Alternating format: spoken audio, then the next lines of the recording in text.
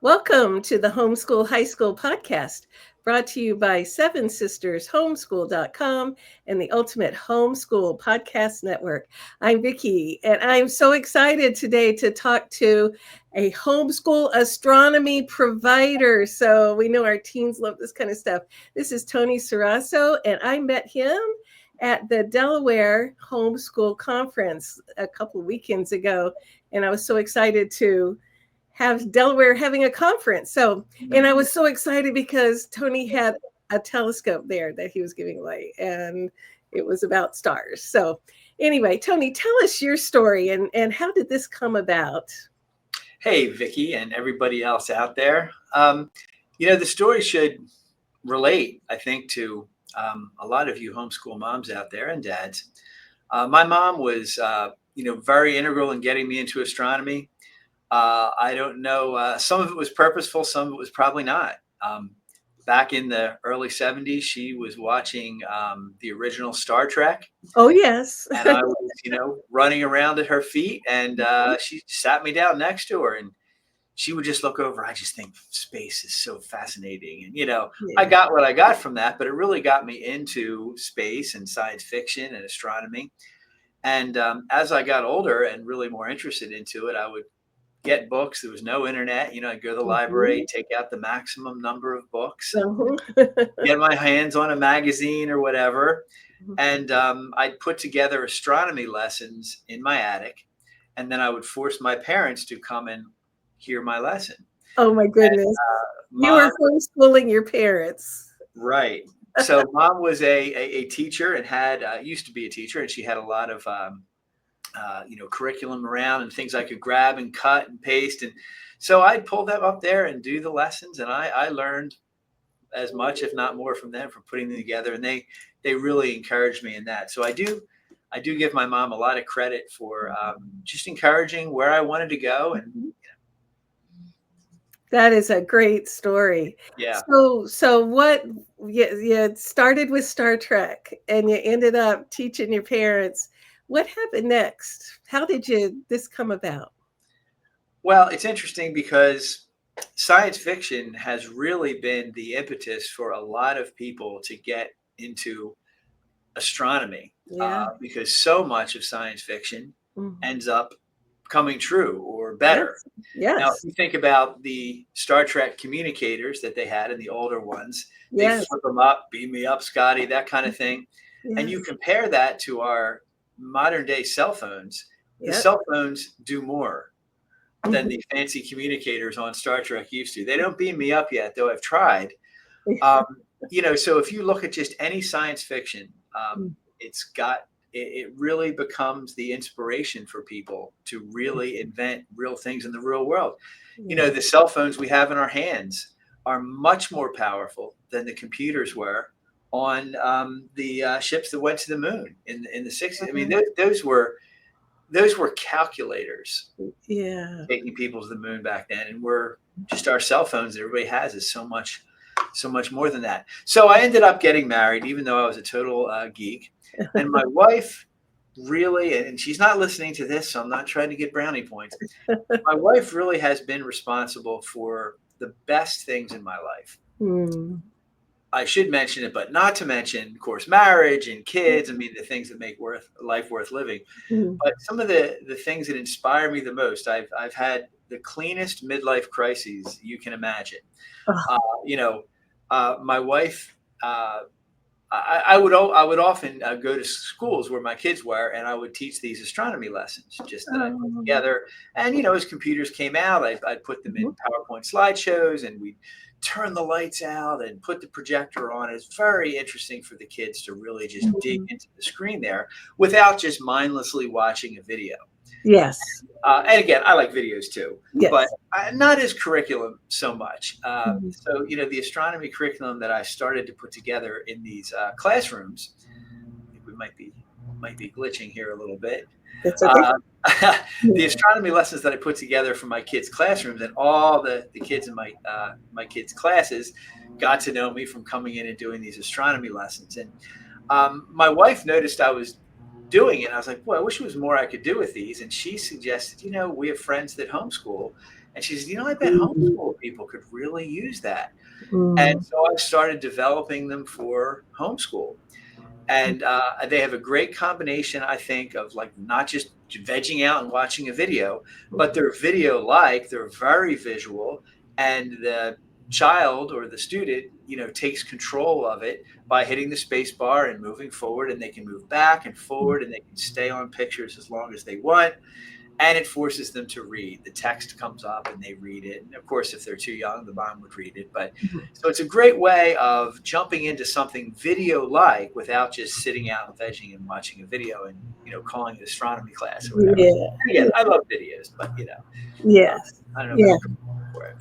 So in your curriculum that you've developed, you've got 28 lessons that young people can go through.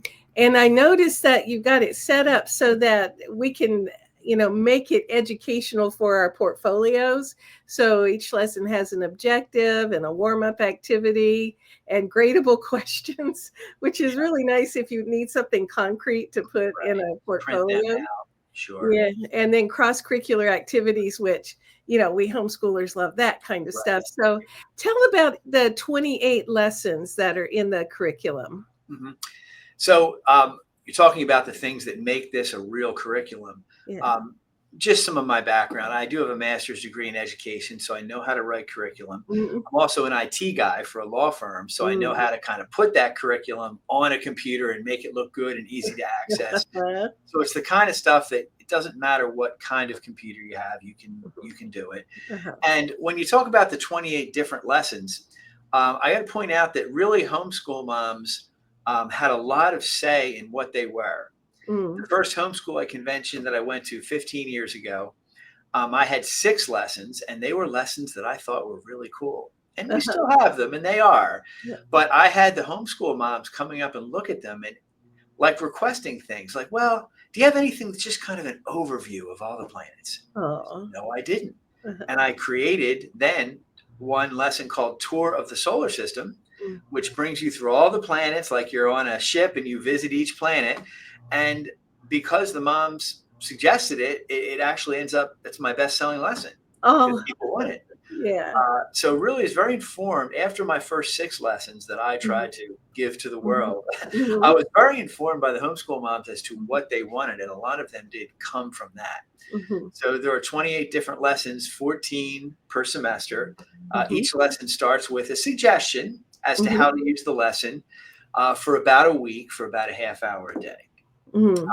I do have family members who write curriculum for state standards, and I was able to get them to, at the end of each lesson, go through the lesson and match them up with state standards. So at the end of each of the lessons, there's some stuff there that can be very helpful if your state is really going to push you and say, well, what is this? And so I've got a whole page on exact state standards. It's based on New Jersey standards, but it has to be based somewhere. And like you said, they all do have, they're very real curriculum. They do have the cross-curricular activities, the test questions, the objectives. So besides being super fun and lessons that kids want to go over again and again, because they have control over it. Especially, you said as we talked before the podcast here, you said that a lot of your students were older. Yes. Yeah. We have, this is a high school podcast. So we're helping teens get those transcripts that they need. So, as they work through your curriculum, they'll follow your guidelines there, and then probably will be logging hours in the extracurricular things so that they build out whether they want a half a credit or a full credit, or they're adding hours to level up another science to honors. Right. And so that having that, especially for those who are in states that reimburse for curriculum, you having those standards that are aligned will help those families. But for our teens, they just need to log hours, and you've got a curriculum format that is going to work really well for that. Especially for the teens, because it's a no prep time curriculum, which is something that we're not here. Especially with the teenagers who can absolutely run through the whole thing by themselves. Yes. So it's just space bar on the computer to go to the next page. Yeah. they can go back and forth, and Mm-hmm. so that really works well for the teenagers there. Yeah. Yeah. And that's perfect. And then, if you've got a family with younger ones, then it's Mhm. something that they can all enjoy. So it's going to be inspirational for other people. Yeah, and it's not locked down to where you can only use it once. They're Mhm. actually downloads. They're computer based, and you go and just download them to your computer. So Mhm. once you have it, and you can reuse it for several students. And I've Mhm. definitely had that done. We Yeah. do have a version of the curriculum for elementary age and a version for junior, senior high age. Oh, that's nice. Yeah, Yeah. so there's the same lessons, but the vocabulary Yeah. level is lower, and maybe Yeah. we skip some harder things, and all that. And Yeah. I know a lot of the homeschoolers, are very faith based, and I am too. And I certainly believe that God created it all. Mm-hmm.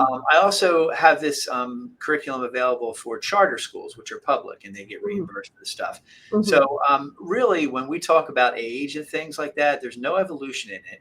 But at the same time, I'll just say a long time ago, this happened. Yeah. That way, it kind of lets you, as the homeschool mom, give that worldview that you're comfortable with. Yeah, yeah.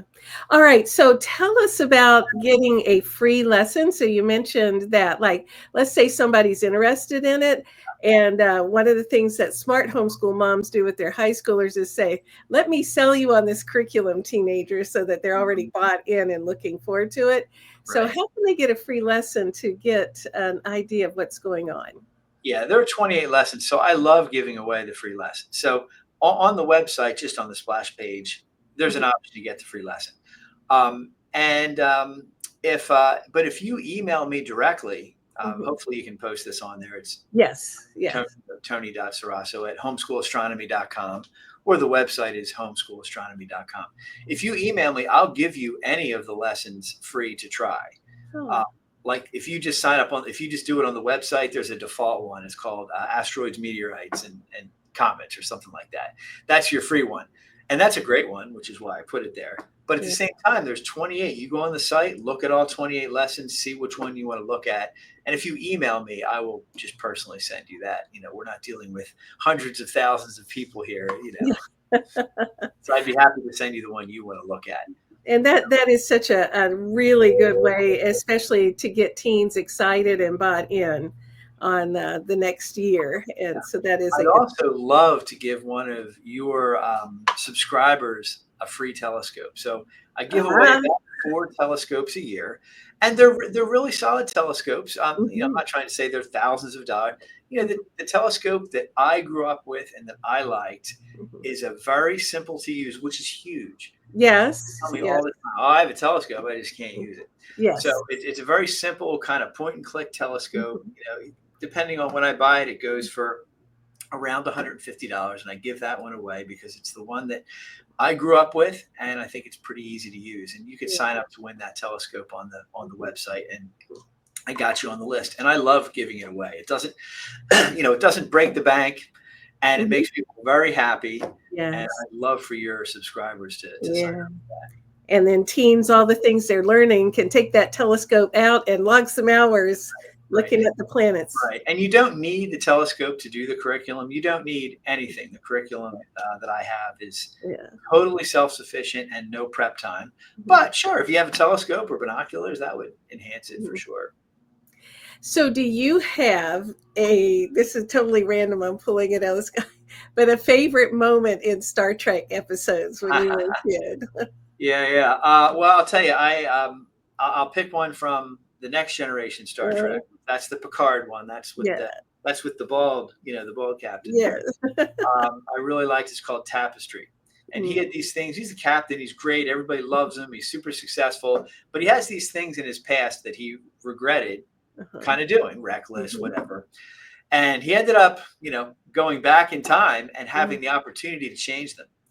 And he changed them. mm, And when he became older again, he wasn't the man he was because he didn't make those mistakes. uh, So I thought it was interesting that things that he looked back on and said, I wish I didn't do that, really formed who he was today.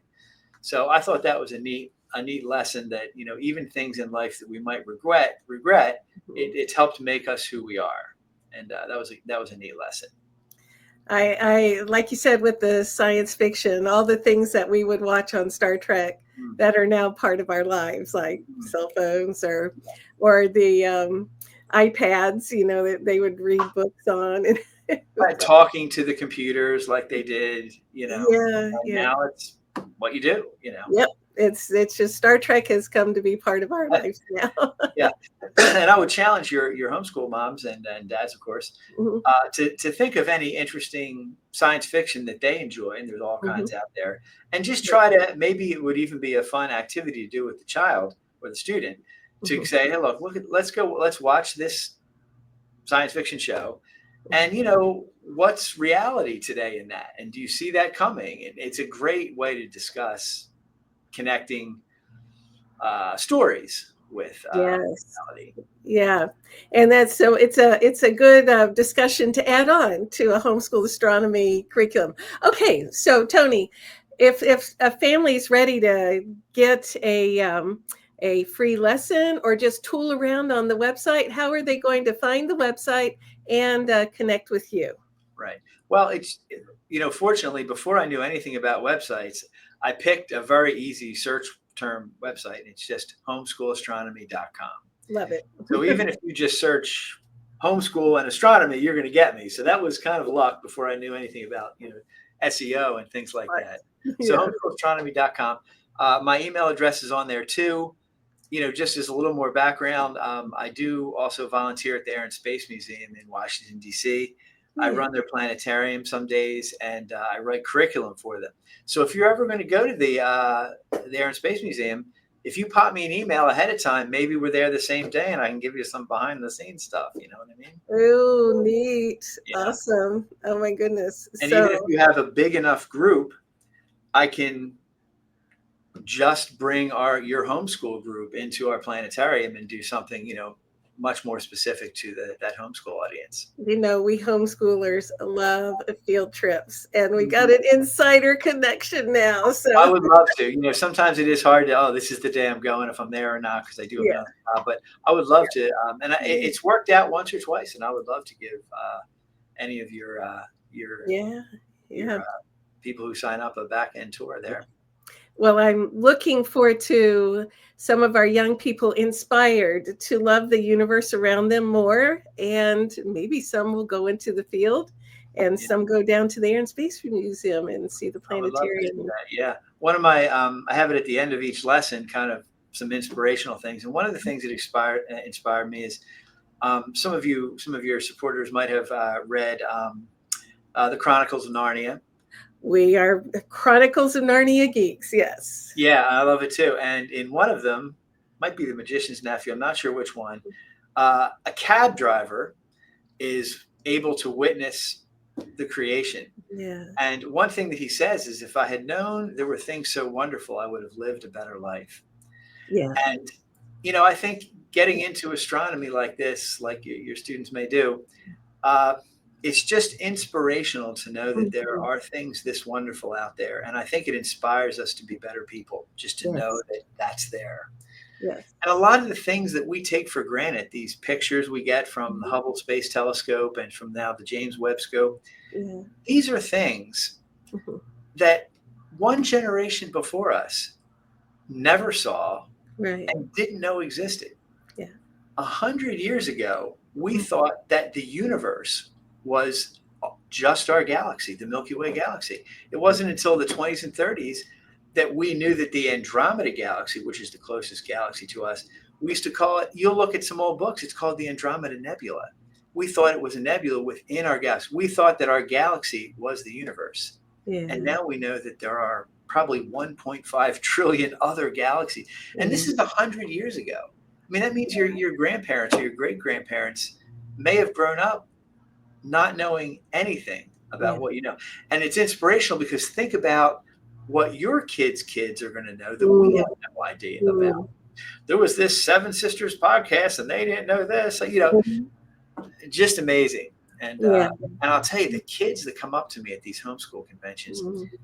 I am constantly shocked at the things they know. Yeah. I mean, and this is only going to add to it. I had a mom email me a complaint, and it was that her student wouldn't stop talking at the dinner table about what they had learned in the lesson, just showing the facts, spitting the facts at them. And Yeah. yeah. Yeah. Well, and that's what all this is going to do is just make the universe a bigger and more beautiful place for our kids. And like you said, it when we have those moments of awe, when we understand a little bit more and notice how much is beautiful out there, Right. it expands our souls, and Yeah. it's also good for our brain cells. Yeah. So, Good point. Makes yeah, us want to be better people. yes, indeed. Yeah. Well, thank you, Tony, and thank you for bringing homeschool astronomy about and making this accessible to our teens, and for free lessons because we love free. So, And the telescope. and the telescope, I'm my like I say, I'm not dealing with hundreds of thousands of people here. You can email me, and I'll respond. Like maybe there's something you and I talked about here that somebody has further questions about. I'd be happy just to go back and forth with you. So we will have the email address and also homeschoolastronmy.com on the show notes. Great. And just thank you so much. So this has been the Homeschool High School podcast, brought to you by Seven Sisters Homeschool.com and the Ultimate Homeschool Podcast Network. Thank you, Seth Tillman, for editing, and we will see you all next week. Bye-bye. Thank you.